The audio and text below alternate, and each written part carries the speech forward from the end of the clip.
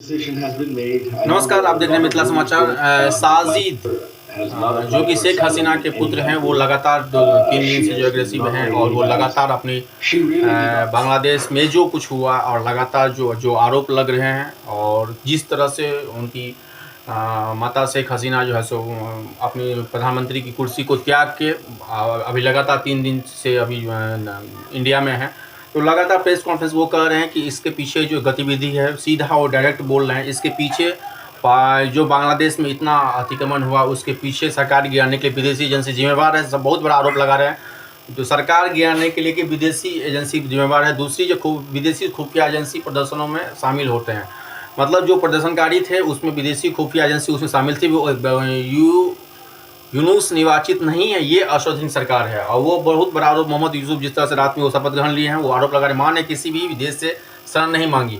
अभी तक जो रिपोर्ट उन्होंने कहा, जो जैसे कि छोड़कर नहीं जानना थी, वो साजिद वाजिद जो कि शेख हसीना के बेटे हैं, राजनीति से रिटायर होने के बाद वो बांग्लादेश में ही रहेगी या नहीं, इसका पता हालात पे को देखते हुए चलेगा।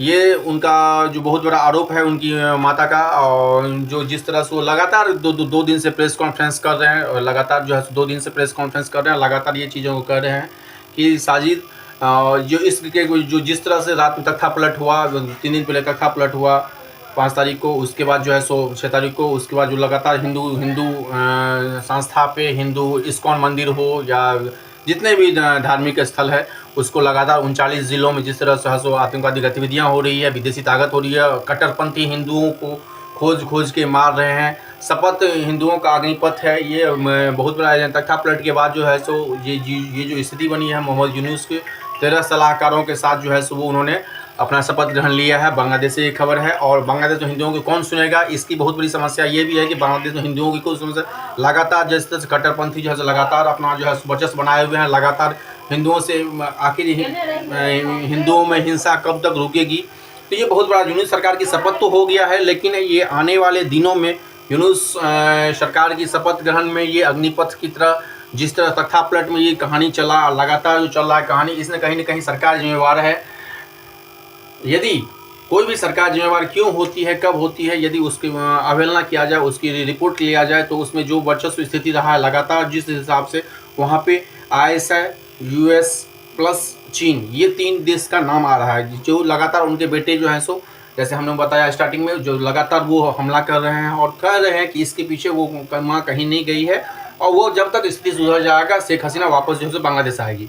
कहीं न कहीं शेख हसीना के इस तख्ता पलट के समय US, चीन और पाकिस्तान, ये 3 का स्टेट कार्य, जो स्टूडेंट जिस तरह से हमलावर हुए, जिस तरह से लगातार स्टूडेंट अपनी बातों को कह रहे हैं, जिस तरह से स्टूडेंट एग्रेसिव रूप में आए, तख्ता पलट हुए, हिंदुओं को खोज के मार रहे थे, तो बहुत बड़ा सवाल निशान है। ये भी सवाल निशान है कि आखिर इस रूप में बांग्लादेश को पहुंचाने में कौन सी विदेशी ताकत है।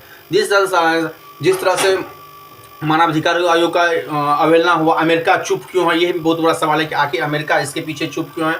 दूसरा जो सवाल है, आखिर जो है सो मुस्लिम देशों का संगठन OAC भी चुप क्यों है, मुस्लिम देशों का संगठन जो है OAC वो भी चुप क्यों है, ये भी सवाल निशान है। कहीं न कहीं यूरोपियन यूनियन चुप क्यों है, यूरोपियन यूनियन भी चुप क्यों है, IOC चुप क्यों है, अमेरिका चुप क्यों है। जिस तरह से लगातार हम कह रहे हैं, संयुक्त राष्ट्र भी, संयुक्त राष्ट्र UN, संयुक्त राष्ट्र जिससे भी किसी भी तरह की यदि आपकी समस्या होती है, संयुक्त राष्ट्र चुप क्यों है, ये भी समस्या। अंतर्राष्ट्रीय मानवाधिकार चुप, अंतर्राष्ट्रीय मानवाधिकार जिस तरह हिंदू लड़की अगवा किया जा रहा है, हिंदू परिवार को, हिंदी फीमेल महिला को, हिंदू लड़की को अगवा किया जा रहा है, हिंदुओं के घर में हमला हो रहा है, मंदिर को ब्रेक डाउन किया जा रहा है, तो लगातार ये तख्ता पलट के बाद जो स्थिति आई बांग्लादेश में, ये चिंता का विषय है। भले ही सरकार ने रात में शपथ ग्रहण ले लिया, मोहम्मद यूनुस ने अपने 13 सचिवों के साथ शपथ ग्रहण ले लिया, लेकिन क्या हिंदू जो 2 करोड़ हिंदू लगभग में 7.9% जो हिंदू बचे हुए हैं, उसमें क्या आर्थिक व्यवस्था काफ़ी अच्छा हुआ, बांग्लादेश का हुआ। जैसे कि हम लोगों ने पिछला बार में रिपोर्ट में कहा, GDP बहुत अच्छा था।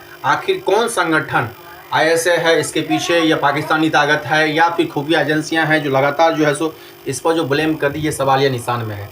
हिंदुओं के घर पर हमला, हिंदू लड़की को अगवा किया जा रहा है, हिंदुओं का दर्द सुनकर कांप जाएगा। मतलब कहने का मतलब इतनी विजुअल आ रहे हैं, इतने शरारती तत्व आ रहे हैं, जो लगातार एक लेडीज़ को लगातार 10-12 लड़की को उठा के लेके जा रहे हैं 4 व्हीलर में, 6 व्हीलर में।